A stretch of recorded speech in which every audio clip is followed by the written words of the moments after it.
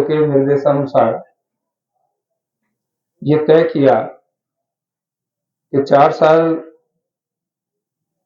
कांग्रेस सरकार का जो कार्यकाल रहा है, इस कार्यकाल में कांग्रेस पार्टी ने जो वायदे किए थे वो वायदे पूरे नहीं किए और हमारी पूर्व मंत्री माननीय वसुंधरा जी के कार्यकाल में प्रदेश बीमारू प्रदेश से उठ करके विकसित प्रदेशों की श्रेणी में आकर के खड़ा हुआ था, उसको वापस वहीं धकेल दिया। 4 साल की विकास यात्रा को जो नुकसान पहुंचा है, 4 साल में जिस प्रकार की अराजकता फैली है, इन सब विषयों को पब्लिक के सामने ले जाने के लिए एक यात्रा का आयोजन किया जाना चाहिए और उसका नाम रखा जन आक्रोश यात्रा।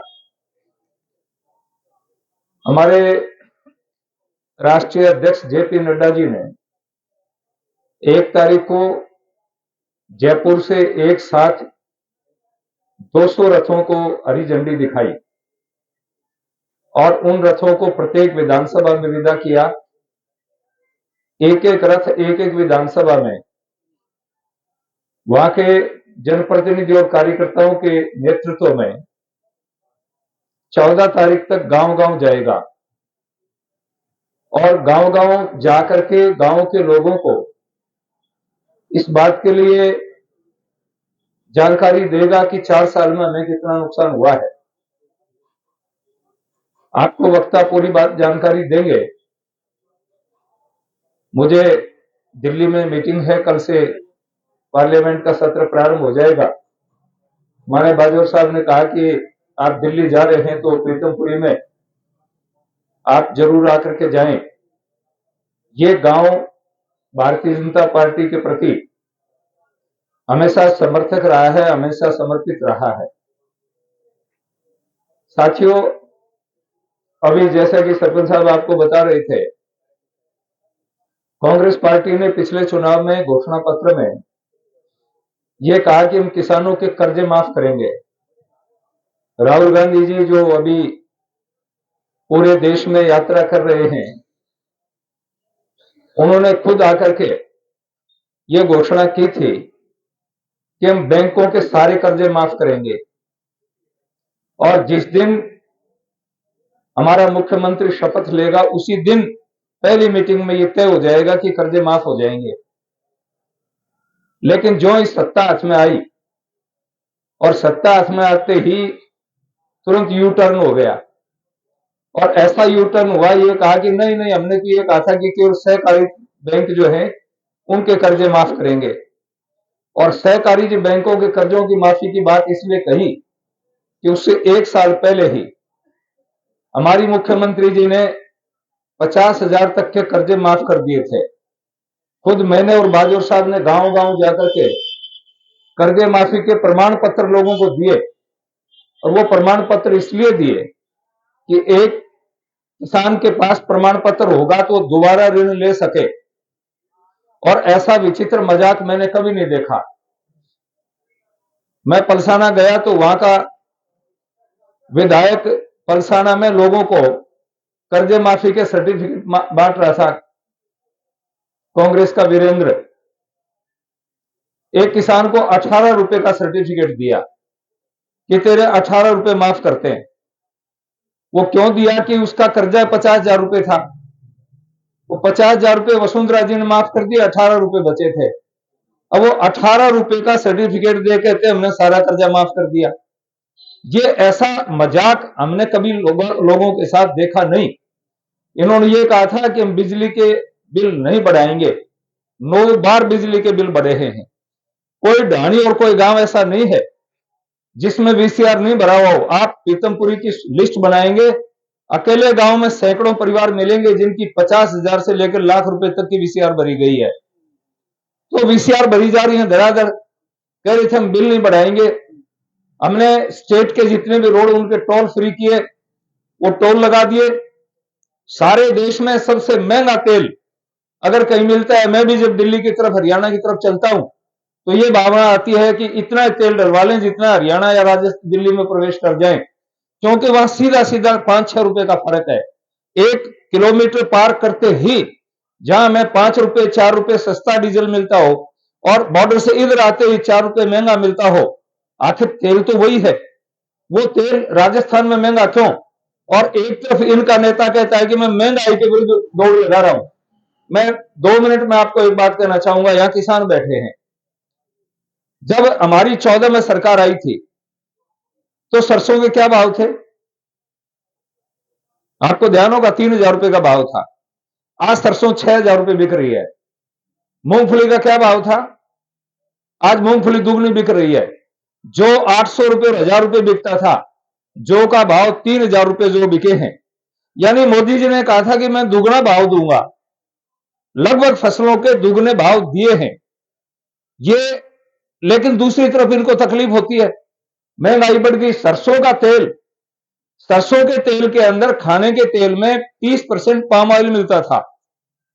घर घर में कैंसर की बीमारी हो गई। हमारी सरकार ने जांच करवाई कि ये बीमारियां क्यों बढ़ रही हैं। उसमें एक कारण यह भी आया कि पेस्टिसाइड के अतिरिक्त जो तेल के अंदर खाने के तेल में पाम ऑयल मिलता है, वो बीमारी का मूल कारण है। एक झटके के अंदर पाम ऑयल को बंद कर दिया। विदेशों से पाम ऑयल मिलाकर के सरसों के तेल में और मूंगफली के तेल में मिलाकर के बेचा जाता था। उसका परिणाम हुआ कि भाव स्वाभाविक महंगा होना, लेकिन सरसों 6,000 रुपए बिक रही है। तो भाव अच्छे दिए हैं समय पर और सारी सुविधा। मनमोहन के समय में बड़ी लंबे समय के बाद में, लंबे समय तक 9 साल के राज करने के बाद केवल 70 करोड़ रुपए के कर्जे माफ हुए थे। माननीय प्रधानमंत्री जी ने पिछली किस्त को शामिल करते हुए 2 लाख रुपया किसानों को किसान सम्मान निधि के रूप में बैंकों में डाल दिया, जिसमें 1 पैसे की लीकेज नहीं हुई। बटन दबाते हैं, एक साथ 11 करोड़ किसानों के खातों में पैसा आता है। यह किया। कहां 70,000 करोड़, कहां 2 लाख करोड़। 1 करोड़ 30 लाख रुपए ज्यादा दे दिया, बिना मांगे दिया है। तो ये काम किए हैं उन्होंने। और बाकी देश की बात है, देश के सम्मान की बात है, और बातें हैं, ये तो हमारे सभी नेता आपको बता रहे हैं। यहां भ्रष्टाचार की हालत क्या है, अराजकता की स्थिति क्या है, आप गांव गांव में देख रहे हैं क्या स्थिति है। नीमका थाना का तो ये बॉर्डर का एरिया शायद ही कोई गांव होगा जिसमें 10-5 लोगों की भैंसें नहीं चोरी गई हो, जिसमें डकैती नहीं हो, जिसमें गोलीबारी नहीं हो, जिसमें अराजकता नहीं हो, जिसमें बलात्कार नहीं हुए हो। हर दृष्टिकोण से अपराध बढ़े हैं। कारण क्या है? 4,000 पुलिसकर्मी राहुल गांधी की सुरक्षा में लगा रखे हैं। ऑन रिकॉर्ड बोल रहा हूं, कल की डेट में 3,700 पुलिसकर्मी थे उनकी सुरक्षा में। उसके बाद में 1,500 और मांगे तो 5,200 पुलिसकर्मी हो गए। एक आदमी की सुरक्षा में 5,200 पुलिसकर्मी लगा रखे हैं। कहते साहब भीड़ बहुत चल रही है। अरे 5,000 तो पुलिस वाले चल रहे हैं, भीड़ बढ़ ही क्या? यानी सिविल के अंदर चल रहे हैं लोग बात, 5,000 पुलिस जहां सड़क के ऊपर चल रही हो, तो फिर और भीड़ की आवश्यकता क्या है, जरूरत क्या है? दूसरी तरफ लोगों की हालत क्या है? और वहां ड्रामा दिखाने के लिए, नाटक करने के लिए एक तरफ तो नकारा निकम्मा कहते हैं, ये बात कहते हैं। दूसरी तरफ जब बॉर्डर से राहुल गांधी आया तो उसके साथ में हाथ पकड़ करके गहलोत भी नाच रहा है, पायलट भी नाच रहा है, डोटासरा भी नाच रहा है, वो नाच रहे हैं। ये कितनी विचित्र बात है कि किस बात का नाच कर रहे हो। वो आपस में गालियां निकालते हैं। राजेंद्र गुडा इनके बड़े मंत्री के लिए, यूडीएच मंत्री शांति धारीवाल के लिए कहता है कि डोकरे के दिमाग की प्लेट खिसक गई। अब वो भी उनके साथ ही नाच रहा है। वहां प्लेट खिसके आदमी के बाहों में बांह डाल करके वो भी नाच रहा है। उधर पायलट उनको गालियां निकालता है, वो उनको गालियां निकालते हैं, वहां डांस कर रहे हैं इकट्ठे होकर के।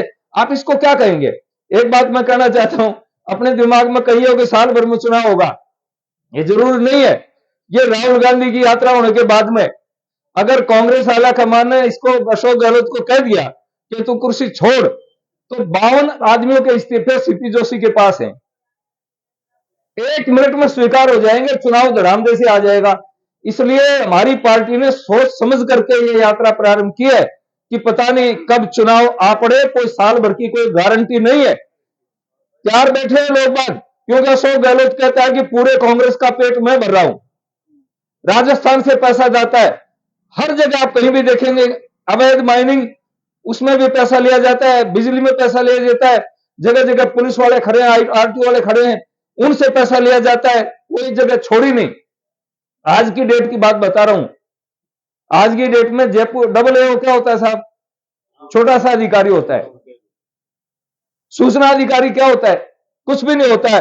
उसके घर से 30 लाख रुपए नकद, 1 किलो सोना, 30 किलो चांदी डबल एओ के घर से पकड़ी गई आज ही। और अभी तो कह रहे हैं संपत्ति की जांच चल रही है। छोटे छोटे अधिकारी, पटवारी लेवल के अधिकारी, उनके घर से 30-30 किलो चांदी, 1-1 किलो सोना, 30-30 लाख रुपए कैश पकड़े जा रहे हैं। जमीनों की रजिस्ट्री पर क्या क्या, तो आप अनुमान लगा सकते हैं कि डोटासरा और इन बड़े बड़े लोगों की क्या स्थिति होगी। रीट में जो मामला चला उसको आप सोचते होंगे। तो मेरा निवेदन है कि इस भ्रष्ट सरकार को उखाड़ फेंकने का मौका आ चुका है। आप कमर कस करके भारतीय जनता के पास पार्टी के साथ खड़े होंगे तो फिर वही विकासशील सरकार आपको मिलेगी। मैं निवेदन करता हूं, अभी आप देख रहे हैं, परसों रिजल्ट आएंगे, गुजरात में 150 के आसपास सीटें आएंगी, हिमाचल में सरकार बनेगी। ये स्थिति है और कांग्रेस का बिल्कुल सूपड़ा साफ हो जाएगा। मैं तो कह रहा था, पत्रकारों ने मुझे पूछा कि साहब क्या होगा, मैंने कहा देखो बात सुनो, महात्मा गांधी जी ने जो ही देश आजाद हुआ तो कांग्रेस के नेताओं से कहा था कि कांग्रेस पार्टी को भंग कर दो, क्योंकि इसमें सब लोग थे और नई पार्टी बना करके राज चलाओ। तो नेहरू जी, इंदिरा जी और राजीव जी तो उनकी भावना पूरी कर नहीं पाए, लेकिन राहुल गांधी बिल्कुल 100% भावना पूरी कर जाएगा। इस पार्टी का सूपड़ा साफ है। अब 2 ही प्रांत बचे हैं, बाकी कुछ बचा नहीं है। तो मैं आपसे निवेदन करूंगा कि सुशासन, भारतीय जनता पार्टी जैसा पवित्र राज, कितने मंत्रियों तो प्रेम जी बताएंगे कि इनके कार्यकाल में कितना घपला था, कितना भ्रष्टाचार था। हमारे काल के अंदर एक भी मंत्री के ऊपर 8 साल में उंगली नहीं उठी है, एक एमपी के ऊपर उंगली नहीं उठी है। साफ सुथरा राज चल रहा है। तो मेरा आपसे निवेदन है कि आप सभी बंधु मिलकर के इस सरकार को उखाड़ फेंकने में सहयोग करेंगे। मेरा ये निवेदन है। बहुत बहुत धन्यवाद। अभी सरपंच साहब के साथ था, मैं परिवार में एक मौत हो गई थी, बैठ के आया था। आपका कोई मेरे लायक कोई भी सेवा हो तो बहादुर साहब को बता देना, ये बैठे हैं। ये जो भी कहेंगे वो आपके गांव के लिए मेरे से जो बन पाएगा वो काम मैं करूंगा। धन्यवाद। जय